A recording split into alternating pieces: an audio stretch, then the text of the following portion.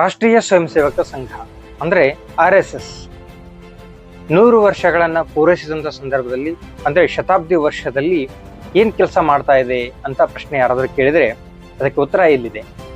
ರಾಷ್ಟ್ರೀಯ ಸ್ವಯಂ ಸೇವಕ ಸಂಘ ಅಂದ್ರೆ RSS ಏನ್ ಕೆಲಸ ಮಾಡ್ತಾ ಇದೆ ಅಂತಂದ್ರೆ RSS ಪಂಚ ಪರಿವರ್ತನೆಗಳನ್ನ ಜಾರಿಗೆ ತೆಗೆದುಕೊಂಡು ಬರಬೇಕು ಅನ್ನುವಂತ ಗುರಿಯನ್ನ ಇಟ್ಕೊಂಡು.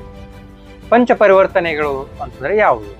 ಪಂಚ ಅಂತಂದ್ರೆ ಐದು ವಿಷಯಗಳನ್ನ ಜಾರಿಗೆ ತರಬೇಕು ಅಂತಕ್ಕಂಥದ್ದನ್ನ, ಈ 5 ವಿಷಯಗಳನ್ನ ಪ್ರತಿಯೊಬ್ಬ ವ್ಯಕ್ತಿಯಲ್ಲೂ ಕೂಡ ಬಿತ್ತಬೇಕು ಅನ್ನೋಂಥ ಕೆಲಸ ಗುರಿಯನ್ನ RSS ಹೊಂದಿದೆ. ಆ 5 ವಿಷಯಗಳು ಯಾವುವು ಅಂತಂದ್ರೆ, ಮೊದಲನೇದು ಬಂದು ಪರಿಸರ ಸಂರಕ್ಷಣೆ, ಎರಡನೇದು ಕುಟುಂಬ ಪ್ರಬೋಧನ, ಮೂರನೇದು ಸಾಮಾಜಿಕ ಸಾಮರಸ್ಯ, ನಾಲ್ಕನೇದು ಸ್ವದೇಶಿ ಜಾಗೃತಿ, ಐದನೇದೊಂದು ನಾಗರಿಕ ಕರ್ತವ್ಯಗಳು.